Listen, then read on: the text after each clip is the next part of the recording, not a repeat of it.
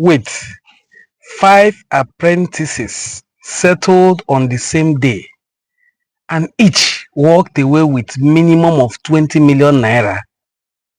This isn't a movie. This isn't luck.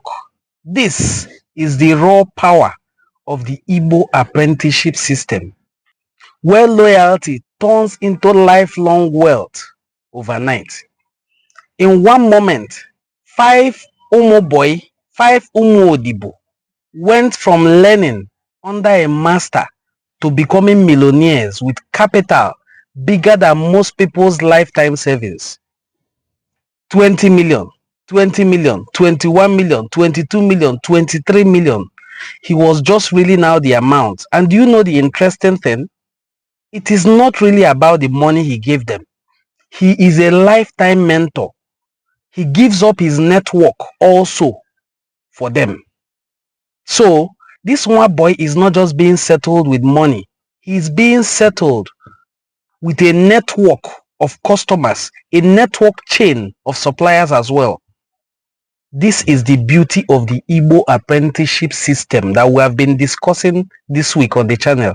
Although many of you don't like to stream the video, but please, I am encouraging you to watch this particular video to the very last minute and share with your audience. It is really something to cheer about. So you see the effects of the Igbo one boy system.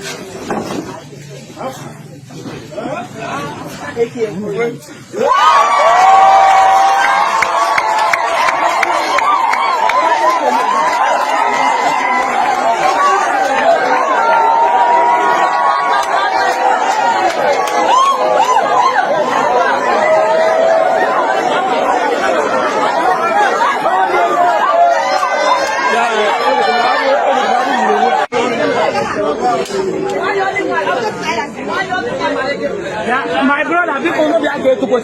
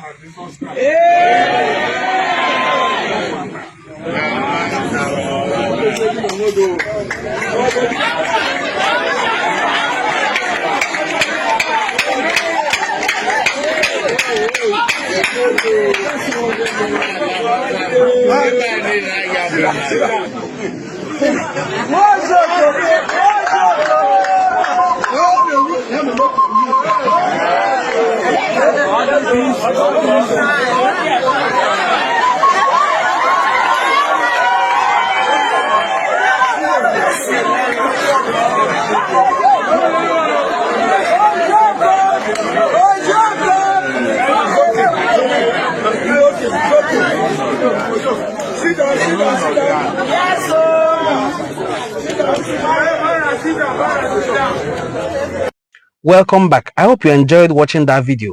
Now, think about this. Those 5 boys are certainly going to pick up boys as well as Igba-Odibo, or the one you call Omo boy, train them and also resettle them. That is just the pure explanation of the Igbo apprenticeship system. It is a network, a continuous chain where millionaires are built. These 5 boys are going to have minimum 2 boys. And in the next 7 years, they are going to have more 10 millionaires in their various communities. That is why in Igbo culture we say, Unyara na nwanne ya. If their business is electronics, their boss is never afraid to have them in the same city with them. Because Igbo sena, Egbe belu, Ugo ebelu. The sky is wide enough. This is what Ndi Igbo are cherished and known for. This is also why Ndi Igbo are fought against all over the world. But we will continue to be Igbo. Thank you and do have a very wonderful time. If this is your first time of coming across our video, please look through our channel. You'll find many other interesting videos that will suit you. Watch them, share them, and please hit the subscribe button. See you in our subsequent videos. Bye.